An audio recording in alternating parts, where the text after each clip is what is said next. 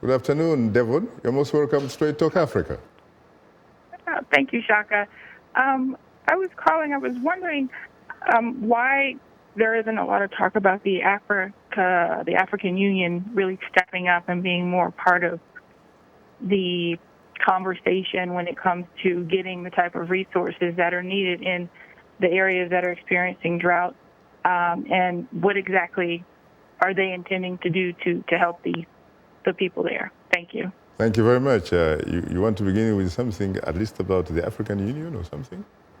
I think the African Union should really take an integral part of what's happening on the ground in Africa. If its voice is missing in action, then it's really unacceptable. And I really honestly think not only the African Union, but African governments need to take this issue seriously instead of pushing it to the international community. So it's you could say that symbolically, at least, the African Union is on the right track, because the newest chairperson of the African Union, I think Ambassador Musa Fataki or something, actually visited Mogadishu this week, and also Juba. So at least symbolically, but at least you know also that structurally, really, it does have teeth, but do those teeth bite? Yeah, we need the teeth to bite, and we need plans in action. We need action. This has to be action-oriented solutions. Visiting is good, awareness is good, but that will not save lives.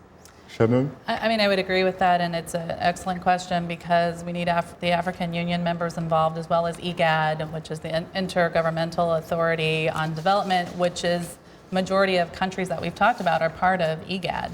And if you even look at South Sudan, the peace agreement was, it was obviously the political leaders, it was some international actors as well, it was the African Union and IGAD that signed that peace agreement. But the implementation of that agreement, where were they to make sure that that was implemented better? Because now we have this conflict that's been raging since the signing of the agreement. I do think the visits are helpful. This is on the African Union's agenda. And so it's great to see the African Union and IGAD get involved. There's an IGAD meeting coming up at the end of July with the heads of state. So let's keep this on their agenda. And I think they really need to, first and foremost, get the funding they need, because we're not at a position, we need the funding, first of all, and then go from there. Unfortunately, time is not our best ally.